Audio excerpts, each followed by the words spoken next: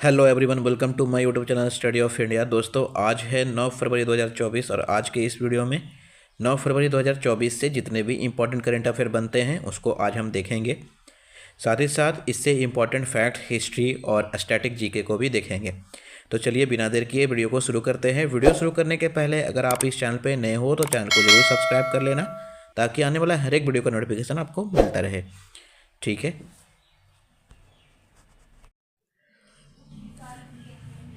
आज का हमारा पहला क्वेश्चन है, भारत सरकार ने किस देश के साथ अपनी सीमा सुरक्षा को लेकर 1643 किलोमीटर की फेंसिंग करेगा? तो इसका राइट आंसर हो जाएगा ऑप्शन ए, म्यांमार। अभी हाल ही में भारत सरकार ने अपनी सीमा सुरक्षा को लेकर एक बड़ा फैसला लिया है जिसके साथ भारत और म्यांमार सीमा के बीच 1643 किलोमीटर की फेंसिंग करेगा। इसके बारे में कुछ फैक्ट्स को देखते हैं। तो भारत सरकार ने सीमा सुरक्षा को लेकर बड़ा फैसला करते हुए 1643 किलोमीटर लंबी भारत म्यांमार सीमा पर फेंसिंग लगाई जाएगी। बॉर्डर पर बेहतर निगरानी की सुविधा के लिए एक गश्ती ट्रैक को भी बनाया जाएगा। गृह मंत्री अमित शाह ने अपने साइट्स एक्स पर इसकी जानकारी दी है। उन्होंने कहा कि सीमा की कुल लंबाई में से मणिपुर के मोरेह में 10 किलोमीटर की दूरी पर पहले ही बाड़ लगाया जा चुका है। इसके अलावा हाइब्रिड सर्विलांस सिस्टम के जरिए भी बाड़ लगाने की 2 पायलट परियोजनाओं को क्रियान्वित किया गया है। ठीक है, यह है भारत म्यांमार सीमा जहां पे 1643 किलोमीटर की दूरी पर फेंसिंग की जाएगी। ठीक है, चलते हैं नेक्स्ट क्वेश्चन पे। नेक्स्ट क्वेश्चन है हमारा, भारत का कौन सा राज्य की फुटबॉल एसोसिएशन फीफा विश्व कप क्वालिफायर की मेजबानी करेगा? तो भारत की कौन से राज्य की फुटबॉल एसोसिएशन फीफा विश्व कप क्वालिफायर की मेज़बानी करेगा, ये है क्वेश्चन। तो इसका राइट आंसर हो जाएगा आपका ऑप्शन ए। अभी हाल ही में तेलंगाना फुटबॉल एसोसिएशन ने घोषणा किया है कि वह फीफा विश्व कप क्वालिफायर के लिए मेज़बानी करेगा। ठीक है, तो तेलंगाना फुटबॉल एसोसिएशन को फीफा फुटबॉल विश्व कप के लिए क्वालिफायर मैच कराने का अवसर मिल गया है। यह मैच कुवैत और भारत के बीच 6 जून 2026 को होगा। तेलंगाना फुटबॉल एसोसिएशन के सचिव जीपी पालगुना ने इस खबर की पुष्टि की है। माही और टीएफए सचिव जीपी पालगुना ने बताया कि तेलंगाना के मुख्यमंत्री रेवंत रेड्डी के साथ इसकी चर्चा की गई है। जीपी भारतीय फुटबॉल टीम के एक प्लेयर भी हैं और फुटबॉल एसोसिएशन के सदस्य के रूप में काम करते हैं। तो तेलंगाना फुटबॉल एसोसिएशन फीफा विश्व कप क्वालिफायर की मेज़बानी करेगी जिसका आयोजन 2026 में होगा। इसे आपको याद रखना है। तो इसका राइट आंसर हो जाएगा आपका option A, Telangana football association. ठीक है, चलते हैं नेक्स्ट क्वेश्चन पे। नेक्स्ट क्वेश्चन है हमारा, अल सल्वाडोर के राष्ट्रपति के रूप में कौन पुनः निर्वाचित हुए हैं? तो इसका राइट आंसर हो जाएगा आपका ऑप्शन बी, नयाब बुकेले। ये हैं नयाब बुकेले जिन्हें हाल ही में अल सल्वाडोर के राष्ट्रपति के रूप में नियुक्त किया गया है। ये है अल सल्वाडोर का मैप, आप देख सकते हैं। तो अभी हाल ही में अल सल्वाडोर के राष्ट्रपति के रूप में नयाब बुकेले को नियुक्त किया गया है। इन्हें फिर से क्यों नियुक्त किया गया है, इसके पीछे का रीज़न है। अभी अल सल्वाडोर में लंबे समय से चली आ रही गिरोह हिंसा के खिलाफ अपने सख्त रुख से मिले मजबूत समर्थन के साथ नयाब बुकेले ने हाल ही में चुनाव में निर्णायक मत हासिल किया है। अल सल्वाडोर मध्य अमेरिकी में स्थित सबसे छोटा और सबसे घन आबादी वाला देश है। यह उत्तर पश्चिम में ग्वाटेमाला, उत्तर पूर्व में होंडुरास और दक्षिण में प्रशांत महासागर से घिरा हुआ है, जैसा कि आप मैप में देख भी सकते हैं। यह फोनसेका खाड़ी पर स्थित एक देश है। जिस तरह निकारागुआ दक्षिण की ओर मिलती है, ठीक उसी प्रकार फॉरेंस खाड़ी की तरफ आपको अल सल्वाडोर की भौगोलिक स्थिति देखने को मिलेगा। तो अभी हाल ही में अल सल्वाडोर के राष्ट्रपति मॉरिशियो फ्यून्स ने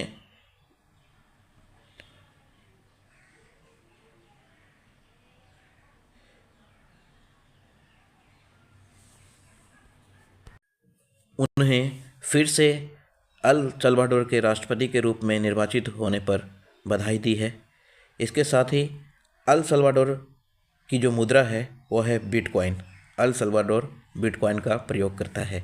ठीक है, चलते हैं नेक्स्ट क्वेश्चन पे। नेक्स्ट क्वेश्चन है हमारा, IRCTC द्वारा पर्यटन को बढ़ावा देने के लिए कौन सी ट्रेन की शुरुआत की गई है? तो इसका राइट आंसर है आपका ऑप्शन बी, रामायण सर्किट। अभी हाल ही में रामायण सर्किट नाम से IRCTC ने पर्यटन को बढ़ावा देने के उद्देश्य से ट्रेन की शुरुआत की है। अब IRCTC किया है तो ये है IRCTC का लोगो, आपको पता होगा। IRCTC का फुल फॉर्म होता है industry railway Indian railway catering and tourism corporation. ठीक है, IRCTC का फुल फॉर्म होता है Indian railway catering and tourism corporation, जो कि इंडियन रेलवे की एक को इंडस्ट्री के तौर पे काम करती है। इसकी स्थापना 27 सितंबर 1999 को हुआ था। बहुत इंपॉर्टेंट है, इसी को स्टैटिक जीके बोलते हैं। इसी तरह का क्वेश्चन एग्जाम में पूछा जाता है, या तो आपसे IRCTC का फुल फॉर्म पूछा जाएगा, या स्थापना, या इसके प्रमुख कौन है, हेडक्वार्टर कहाँ है। ठीक है, तो इसे आपको याद रखना है। तो IRCTC भारतीय रेलवे का एक इकाई है जिसका फुल फॉर्म होता है Indian railway catering and tourism corporation, जिसकी स्थापना 27 सितंबर 1999 को हुई थी। इसका मुख्यालय न्यू दिल्ली में है और जो वर्तमान अध्यक्ष हैं IRCTC के वो हैं संजय कुमार जैन। इसे आपको याद रखना है। संजय कुमार जैन वर्तमान में IRCTC के अध्यक्ष हैं, चेयरमैन और MD हैं। ठीक है, इसे आपको याद रखना है। अध्यक्ष को चेयरमैन भी बोलते हैं और साथ ही साथ MD भी हैं, मैनेजिंग डायरेक्टर भी हैं। ठीक है, IRCTC online ticketing, catering, tourism, hospitality और रेल नीर जैसी सर्विसेज प्रोवाइड करवाती है। ठीक है, चलते हैं नेक्स्ट क्वेश्चन पे। नेक्स्ट क्वेश्चन है हमारा, किस देश की सॉवरेन वेल्थ फंड भारत में निवेश करने वाला पहला सॉवरेन वेल्थ फंड बन गया है? तो इसका राइट आंसर हो जाएगा ऑप्शन बी, संयुक्त अरब अमेरिका।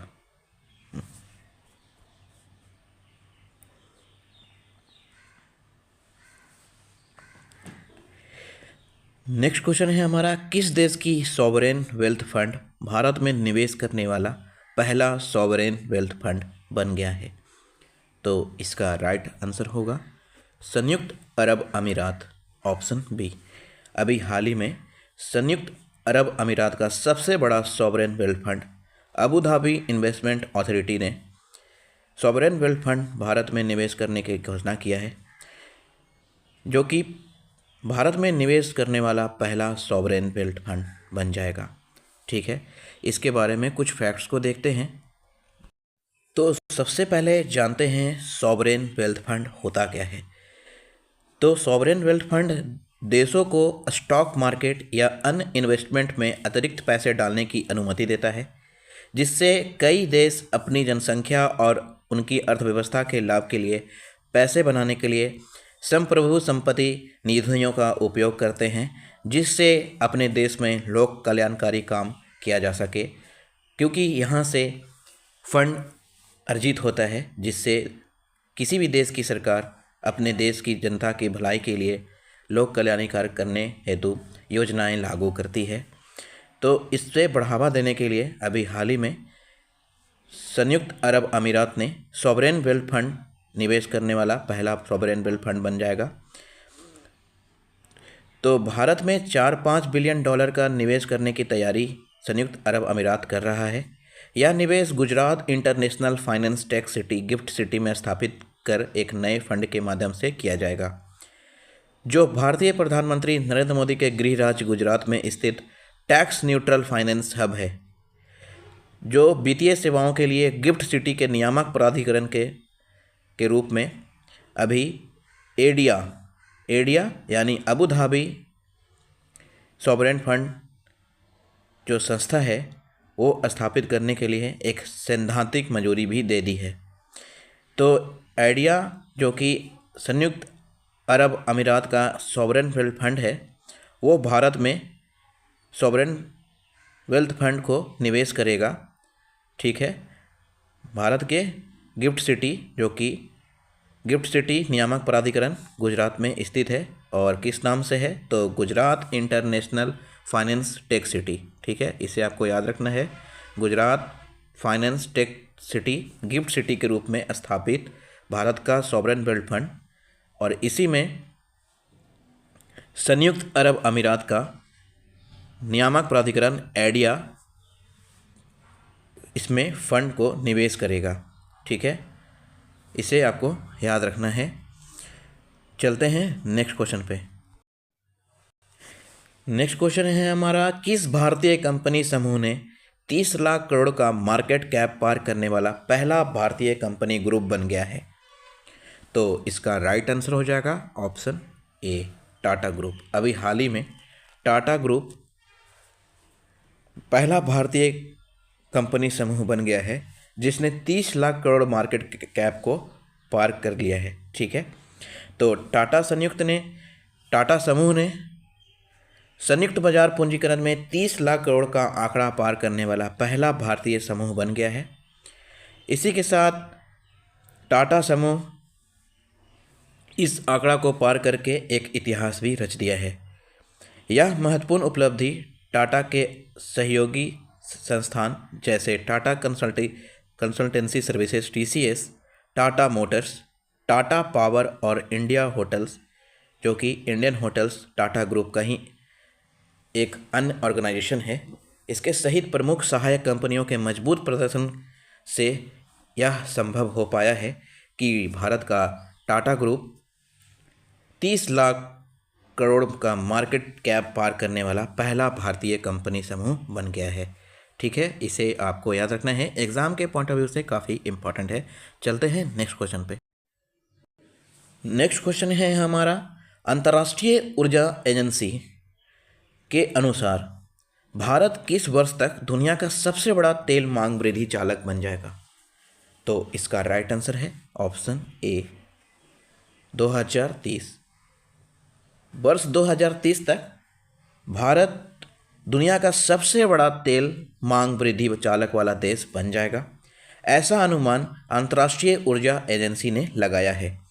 तो अंतर्राष्ट्रीय ऊर्जा एजेंसी का अनुमान है कि घरेलू उत्पादन में अनुमानित गिरावट के बावजूद भारत वर्ष 2030 तक वैश्विक तेल मांग वृद्धि का प्राथमिक चालक बन जाएगा।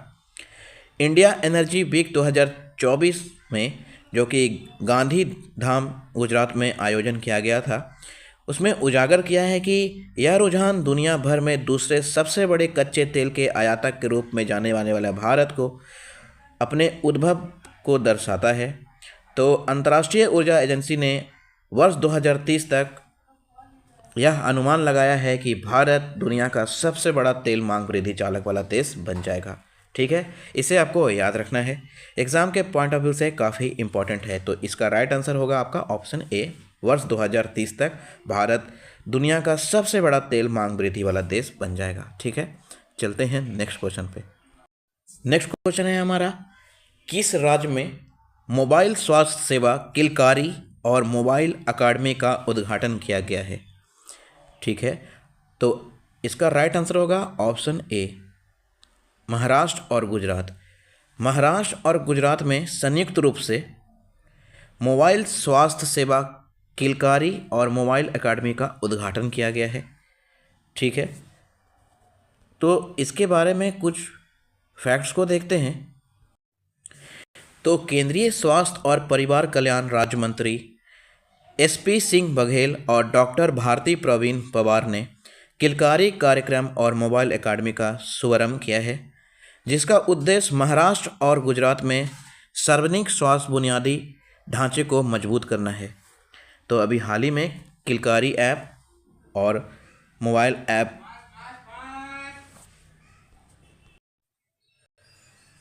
केंद्रीय स्वास्थ्य और परिवार कल्याण राज्य मंत्री SP सिंह बघेल और डॉक्टर भारती प्रवीण पवार ने किलकारी कार्यक्रम और मोबाइल अकादमी का उद्घाटन किया है। ठीक है, जिसका उद्देश्य महाराष्ट्र और गुजरात में सार्वजनिक स्वास्थ्य बुनियादी ढांचे को मजबूत करना है। किलकारी प्रजनन, मातृ, नवजात और बाल स्वास्थ्य के समय ऑडियो संदेश प्रदान करता है, जबकि मोबाइल एकेडमी मोबाइल फ़ोन के माध्यम से मान्यता प्राप्त सामाजिक स्वास्थ्य कार्यकर्ताओं, आशा बहनों के लिए प्रशिक्षण प्रदान करता है। अब चूँकि इसका उद्घाटन गुजरात और महाराष्ट्र में किया गया है, तो गुजरात और महाराष्ट्र के बारे में जानते हैं। महाराष्ट्र की स्थापना 1 मई 1960 को हुई थी। इसकी राजधानी मुंबई है और शीतकालीन राजधानी नागपुर है। महाराष्ट्र में जिलों की कुल संख्या 36 है और यहाँ के वर्तमान राज्यपाल रमेश बैस हैं। महाराष्ट्र के वर्तमान राज्यपाल रमेश बैस हैं, ठीक है। मुख्यमंत्री एकनाथ शिंदे और 2 अन्य मुख्यमंत्री हैं, ठीक है। इनके साथ ही एक महाराष्ट्र के मुख्यमंत्री हैं एकनाथ शिंदे और 2 अन्य उप मुख्यमंत्री हैं, जिसमें भारतीय जनता पार्टी के देवेंद्र फडणवीस और अजीत पवार हैं, ठीक है। यहाँ की जो महाराष्ट्र की जो विधायिका है वो द्विसदनात्मक है। द्विसदन मतलब जहाँ विधान सभा और विधान परिषद दोनों होता है, ठीक है। तो महाराष्ट्र के विधान परिषद में सीटों की कुल संख्या 78 है और विधानसभा में कुल सीटों की संख्या 288 है, ठीक है। 288 विधानसभा सीटें और विधान परिषद की सीटें हैं वो 78 है, ठीक है। इसे आपको याद रखना है। विधानसभा में भी लास्ट में 8 है और विधान परिषद में भी लास्ट में 8 है। तो विधान परिषद की कुल सीटों की संख्या 78, जो कि अपर हाउस कहा जाता है इसे, ठीक है। और विधानसभा जिसे लोअर हाउस कहा जाता है स्टेट के तौर पे, जैसे सेंट्रल में अपर हाउस राज्यसभा को कहते हैं और लोअर कहते हैं लोकसभा को, ठीक है। उसी प्रकार अपर हाउस विधान परिषद हो गया स्टेट के लिए और विधानसभा लोअर हाउस हो गया, ठीक है। तो अपर हाउस विधान परिषद में कुल सीटों की संख्या महाराष्ट्र में 78 और विधानसभा में 288 है। इसे आपको याद रखना है।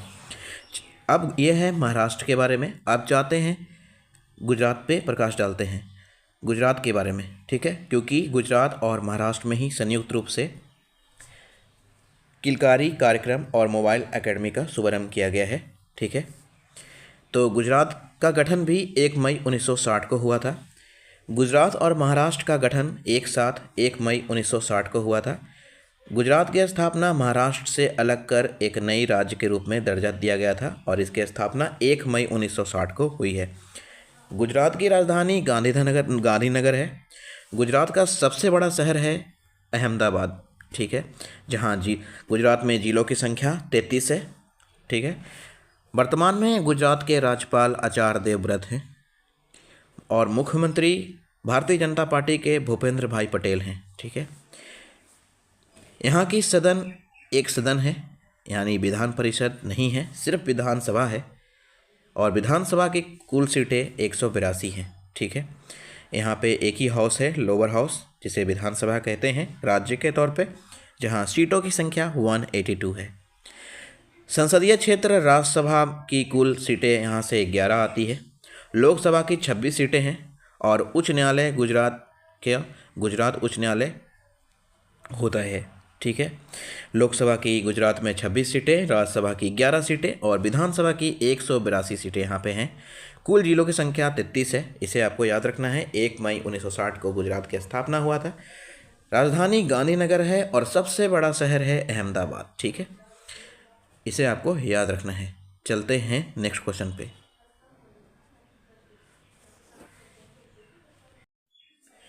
नेक्स्ट क्वेश्चन है हमारा, किस देश के पूर्व राष्ट्रपति सेबेस्टियन पिनेरा की हेलीकॉप्टर दुर्घटना में मौत हो गई है? तो इसका राइट आंसर हो जाएगा ऑप्शन ए चिली। अभी हाल ही में चिली के पूर्व राष्ट्रपति सेबेस्टियन पिनेरा की हेलीकॉप्टर दुर्घटना में मौत हो गई है।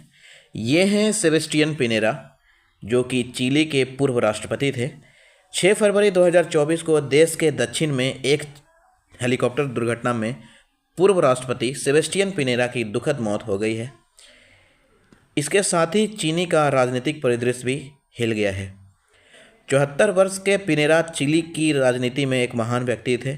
उन्होंने 2 कार्यकाल राष्ट्रपति के रूप में संभाला था, वर्ष 2010 से 2014 तक और वर्ष 2018 से 2022 तक ये चिली के 2 बार राष्ट्रपति निर्वाचित हुए थे। ठीक है, इसे आपको याद रखना है। तो ये चिली के पूर्व राष्ट्रपति थे और इनकी दुर्घटना में अभी मौत हो गई है, जिनका नाम है सेबेस्टियन पिनेरा। ठीक है, इसे आपको याद रखना है। नेक्स्ट क्वेश्चन है हमारा भारत ऊर्जा सप्ताह 2024, जिसका आयोजन गुजरात के गांधीनगर में हुआ था। भारत ऊर्जा सप्ताह 2024 में नीति आयोग ने किस देश के साथ मिलकर संयुक्त रूप से मध्यम और भारी वाणिज्यिक वाहनों में परिवहन ईंधन के रूप में एलएनजी रिपोर्ट जारी किया है? तो इसका राइट आंसर हो जाएगा ऑप्शन ए, नीदरलैंड। ठीक है, अभी हाल ही में नीति आयोग ने नीदरलैंड के राजदूत के साथ मिलकर संयुक्त रूप से मध्यम और भारी वाणिज्यिक वाहनों में परिवहन ईंधन के रूप में एलएनजी रिपोर्ट जारी किया है। ठीक है, भारत ऊर्जा सप्ताह 2024 का आयोजन गांधी नगर गुजरात में हुआ था, जिसमें संयुक्त रूप से नीदरलैंड राजदूत और भारत के नीति आयोग द्वारा संयुक्त रूप से भारी वाणिज्यिक वाहनों में प्रयोग होने वाले ईंधन एलएनजी के लिए बताया गया है कि ये भारत में अक्षय ऊर्जा के रूप में और पर्यावरण प्रदूषण से रहित एक बहुत ही बढ़िया ईंधन है, जिसे एलएनजी कहा जाता है। तो इसके उद्देश्य के लिए एलएनजी रिपोर्ट अभी संयुक्त रूप से नीति आयोग और नीदरलैंड ने संयुक्त रूप से जारी किया है। ठीक है, इसे आपको याद रखना है। चलते हैं नेक्स्ट क्वेश्चन पे। नेक्स्ट क्वेश्चन है हमारा, वर्ष 2023 का wild life photographer of the year people choice award से किसे सम्मानित किया गया है? तो इसका राइट आंसर हो जाएगा ऑप्शन ए, नीमा सरीखानी। नीमा सरीखानी, ये हैं नीमा सरीखानी, जिन्हें वर्ष 2023 का wild life photographer of the year people choice award से सम्मानित किया गया है। क्यों किया गया है, इसके बारे में फैक्ट्स जानते हैं। तो नीमा सरीखानी को wild life photographer of the year people choice award वर्ष 2023 दिया गया है। उन्हें यह सम्मान तो अभी हाल ही में नीमा सरीखानी को wild life photographer of the year people choice award 2023 दिया गया है। ठीक है, ये है नीमा सरीखानी, जिन्हें वर्ष 2023 का wild life photographer of the year people choice award से सम्मानित किया गया है। ठीक है, उन्हें यह सम्मान उनकी तस्वीर जिसे उन्होंने नाम दिया है, नीमा सरीखानी ने नाम दिया है आइस बेड। ये है आइस बेड की तस्वीर, जिसमें एक पोलर बियर एक बर्फ़ पे लेटा हुआ है। तो इसी पिक्चर को वर्ष 2023 का wild life photographer of the year people choice award से सम्मानित किया गया है। वर्ष 2023 में ज्यूरी ने ऐसे 50,000 फोटोग्राफ्स आए थे, जिसमें से 100 फोटोग्राफ्स को इस पुरस्कार के तहत स्क्रूटनी की गई थी और स्क्रूटनी के बाद इसे आइस बेड के नाम से ये जो तस्वीर है, इसे ही वर्ष 2023 का wild life photographer of the year people choice award से सम्मानित किया गया है। और इस पिक्चर को कैप्चर करने वाली नीमा सरीखानी को इस पुरस्कार को दिया गया है। ठीक है, तो इसे याद रखना है आपको। वर्ष 2023 का wild life photographer of the year people choice award से नीमा सरीखानी को, ठीक है, सम्मानित किया गया है।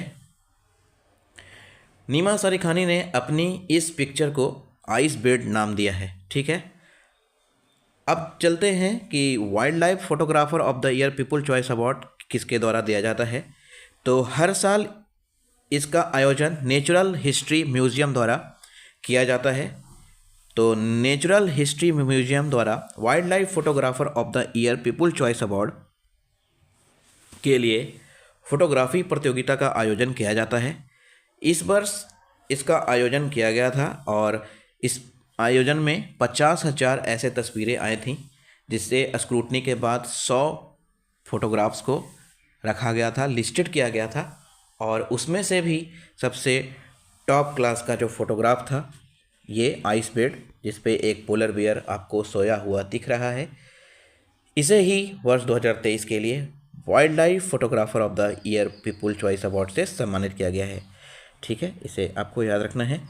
तो इसका राइट आंसर था आपका ऑप्शन ए, नीमा सरीखानी। नीमा सरीखानी को वर्ष 2023 का wild life photographer of the year people choice award से सम्मानित किया गया है। चलते हैं नेक्स्ट क्वेश्चन पे।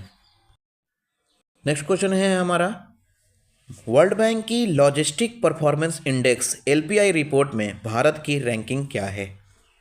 तो इसका राइट आंसर हो जाएगा ऑप्शन ए, 38। अभी हाल ही में लॉजिस्टिक परफॉर्मेंस इंडेक्स में भारत अपनी स्थिति को सुधारते हुए वर्ष 2023-24 में इस रिपोर्ट में 38वां स्थान प्राप्त किया है। तो वर्ल्ड बैंक की रिपोर्ट के मुताबिक logistic performance index LPI ranking में भारत 139 देशों में से 38वां स्थान प्राप्त कर लिया है और इसके साथ ही काफ़ी ऊपर भी चढ़ गया है इस रैंक में। इसी के साथ लॉजिस्टिक प्रदर्शन में भारत की तरफ से सुधार देखने को मिला है। मल्टी मॉडल कनेक्टिविटी के लिए प्रधानमंत्री गतिशील का राष्ट्रीय मास्टर प्लान और राष्ट्रीय लॉजिस्टिक नीति का शुभारंभ लॉजिस्टिक दक्षता बढ़ाने और लागत कम करने के लिए भारत की प्रतिबद्धता को रेखांकित करता है। ये रणनीतिक ढांचे पूरे देश में कनेक्टिविटी में सुधार और लॉजिस्टिक संचालन को मजबूत करने के लिए एक रोड मैप प्रदान करता है। डिजिटल सुधार में भारत की लॉजिस्टिक परिवर्तन यात्रा में महत्वपूर्ण भूमिका निभाते हैं। Unified logistic interface platform ULIP और लॉजिस्टिक डेटा बैंक जैसी पहलों ने व्यापार करने में आसानी में क्रांति ला दी है। साथ ही साथ कंटेनर निक एक्जिम कार्गो की वास्तविक समय पर ट्रैकिंग और पता लगाने में सक्षम बनाया गया है। इसके अलावा वेट ब्रिज की डिजिटलीकरण सहित स्वचालन पहल लॉजिस्टिक क्षेत्र में परिचालन दक्षता बढ़ा रही है। इसके साथ रेल मंत्रालय और बंदरगाह जहाजरानी जलमार्ग मंत्रालय भी लॉजिस्टिक के सुधार हेतु काफ़ी हद तक प्रयास किया है। अभी वर्ष 2024 तक रेलवे के इलेक्ट्रिफिकेशन के बावजूद इसमें काफ़ी मदद मिला है और logistics via train via ship काफ़ी जल्दी कम समय में पहुंच रहा है, जिसके वजह से भारत इस रैंकिंग में सुधार करते हुए 38वां स्थान प्राप्त किया है। इसे आपको याद रखना है। तो वर्ष 2023-24 में वर्ल्ड बैंक की रिपोर्ट लॉजिस्टिक परफॉर्मेंस इंडेक्स में भारत का रैंक 38वां है। इसे आपको याद रखना है। आपसे यहाँ से स्टैटिक के तौर पे एक और क्वेश्चन पूछा जा सकता है कि logistic performance index LPI report किस संस्था द्वारा जारी की जाती है? तो आपको राइट आंसर करना है वर्ल्ड बैंक। ठीक है, वर्ल्ड बैंक। ठीक है, इसे आपको याद रखना है। ये है वर्ल्ड बैंक के बारे में कुछ फैक्ट्स जिसे आप देख सकते हैं। तो चलते हैं इसी के साथ नेक्स्ट क्वेश्चन पे। नेक्स्ट क्वेश्चन है हमारा, ट्रांसजेंडर समुदाय के लिए मुफ्त बस यात्रा की घोषणा किस केंद्र शासित प्रदेश या राज्य के द्वारा किया गया है? तो इसका राइट आंसर हो जाएगा ऑप्शन बी, नई दिल्ली। अभी हाल ही में नई दिल्ली के मुख्यमंत्री अरविंद केजरीवाल ने ट्रांसजेंडर समुदाय के लिए मुफ्त बस यात्रा की घोषणा किया है। ठीक है, इसे आपको याद रखना है। नेक्स्ट क्वेश्चन है हमारा, वर्ष 2024 का टाटा स्टील शतरंज चैंपियनशिप किस ग्रैंड मास्टर शतरंज खिलाड़ी ने जीत लिया है? तो इसका राइट आंसर हो जाएगा ऑप्शन ए, बेई। अभी हाल ही में चीन के बेई ने वर्ष 2024 का टाटा स्टील शतरंज टूर्नामेंट जीत लिया है।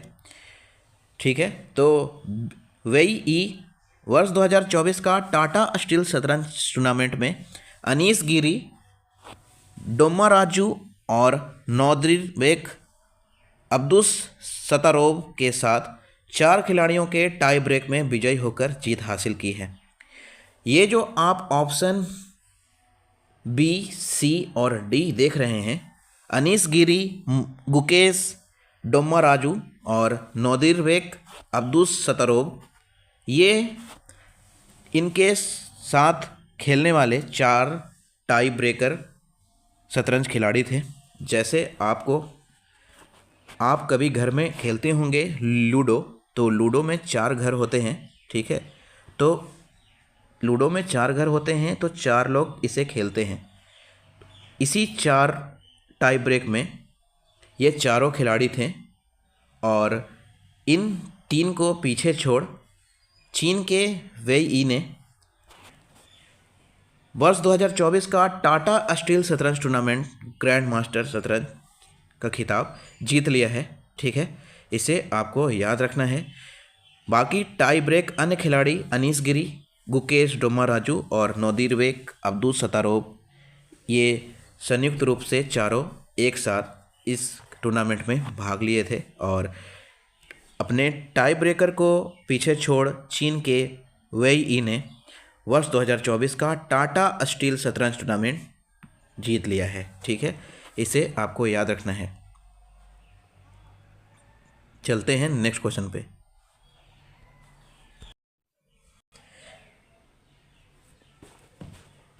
नेक्स्ट क्वेश्चन है हमारा, सौराष्ट्र क्रिकेट एसोसिएशन स्टेडियम का नाम बदलकर क्या रख दिया गया है? तो इसका राइट आंसर हो जाएगा आपका option A, Niranjan Shah stadium. ठीक है, अभी हाल ही में Gujarat Saurashtra cricket stadium association द्वारा, ठीक है, सौराष्ट्र क्रिकेट स्टेडियम का नाम बदलकर निरंजन शाह स्टेडियम रख दिया गया है। ठीक है, इसकी घोषणा सौराष्ट्र क्रिकेट एसोसिएशन ने दिया है। तो इसका राइट आंसर होगा ऑप्शन ए। ठीक है, ये है सौराष्ट्र क्रिकेट स्टेडियम जिसका नाम बदल करके निरंजन शाह स्टेडियम कर दिया गया है। ठीक है, चलते हैं नेक्स्ट क्वेश्चन पे। नेक्स्ट क्वेश्चन है हमारा, किस राज्य सरकार ने विदेश में रह रहे अपने राज्य के युवाओं के लिए हेल्प डेस्क स्थापित करेगी? तो इसका राइट आंसर हो जाएगा ऑप्शन बी, तेलंगाना। ठीक है, अभी हाल ही में तेलंगाना के मुख्यमंत्री रेवंता रेड्डी ने इसकी घोषणा किया है कि वह अपने राज्य में एक हेल्प डेस्क जारी करेंगे जिसका उद्देश्य तेलंगाना राज्य के युवाओं जो विदेश में रह रहे हैं किसी भी मकसद से, चाहे वो पढ़ाई कर रहे हों, किसी बिजनेस पर्पस से गए हों या फिर किसी जॉब पर्पस से गए हों, उन्हें विदेशों में हेल्प करने के लिए एक हेल्प डेस्क स्थापित किया गया है जिसके मदद से तेलंगाना राज्य के युवा इस हेल्प डेस्क की मदद से अपने राज्य सरकार से किसी भी समस्या का निदान पाने के लिए अपने राज्य सरकार से मदद मांग सकती है। ठीक है, अब चूँकि ये इनिशिएटिव तेलंगाना सरकार के द्वारा लिया गया है तो तेलंगाना के बारे में जानते हैं। तो तेलंगाना का गठन 2 जून 2014 को किया गया था। ठीक है, आंध्र प्रदेश से अलग कर 2 जून 2014 को तेलंगाना को एक नए राज्य के रूप में दर्जा दिया गया था। ठीक है, तेलंगाना का सबसे बड़ा शहर हैदराबाद है। ठीक है, और साथ ही साथ इसकी राजधानी भी है। तेलंगाना में कुल जिलों की संख्या 33 है और यहाँ के जो वर्तमान राज्यपाल हैं वो हैं तमिली साई सौंदरराजन। ठीक है, तमिली साई सौंदरराजन वर्तमान में तेलंगाना राज्य के गवर्नर हैं, राज्यपाल हैं। ठीक है, यहाँ के वर्तमान मुख्यमंत्री अनुमुला रेवंता रेड्डी हैं जो कि कांग्रेस के नेता हैं। अभी हाल ही में कांग्रेस की वहाँ पे तेलंगाना में वर्ष 2023 के एंड में जीत हुई थी, जिसके बाद एक नई सरकार का गठन किया गया था जहाँ कांग्रेस के नेता अनुमुला रेवंता रेड्डी को तेलंगाना राज्य का मुख्यमंत्री बनाया गया था। ठीक है, तेलंगाना एक द्वि सदन वाला राज्य है जहां अपर हाउस भी है और लोअर हाउस भी है। अपर हाउस विधान परिषद है जहां जिसकी सीटें 40 है। तो तेलंगाना में विधान परिषद की सीटें 40 है जिसे अपर हाउस भी कहा जाता है और विधानसभा की सीटें 119 है। ठीक है, इसे आपको याद रखना है। तेलंगाना में विधानसभा की सीटें 119 है और विधान परिषद की सीटें 40 है। विधान परिषद को अपर हाउस कहा जाता है राज्य के लिए और विधानसभा को लोअर हाउस कहा जाता है राज्य के लिए, क्योंकि केंद्र में अपर हाउस राज्यसभा होता है और लोअर हाउस लोकसभा होता है। इसके साथ ही राज्यसभा की सीटें तेलंगाना में 7 हैं और लोकसभा की 17 सीटें वहाँ से आती हैं। ठीक है, तेलंगाना में उच्च न्यायालय है। ठीक है, जिसे तेलंगाना उच्च न्यायालय कहा जाता है। इसे आपको याद रखना है। एक बार इसे फिर से एक नज़र में देखते हैं तो तेलंगाना का गठन आंध्र प्रदेश से अलग करके एक नए राज्य के रूप में दर्जा 2 जून 2014 को किया गया था। इसकी राजधानी और सबसे बड़ा शहर हैदराबाद में है। ठीक है। तेलंगाना में जिलों की कुल संख्या 33 है और राज्यपाल वर्तमान में तमिली साई सौंदरराजन हैं। मुख्यमंत्री कांग्रेस पार्टी के अनुमुला रेवंता रेड्डी हैं। विधानमंडल द्विसदन है, जैसे विधानसभा और विधान परिषद दोनों है। ठीक है। विधानसभा की कुल सीटें 119 और विधान परिषद की कुल सीटें 40 है। राज्यसभा यहाँ से 7 चुनकर आते हैं और लोकसभा की 17 सीटें हैं। ठीक है। तेलंगाना उच्च न्यायालय अपना एक उच्च न्यायालय भी है। तो दोस्तों इसी के साथ आज का हमारा ये वीडियो समाप्त होता है। मिलते हैं कल एक नए वीडियो के साथ, तब तक के लिए थैंक यू, धन्यवाद।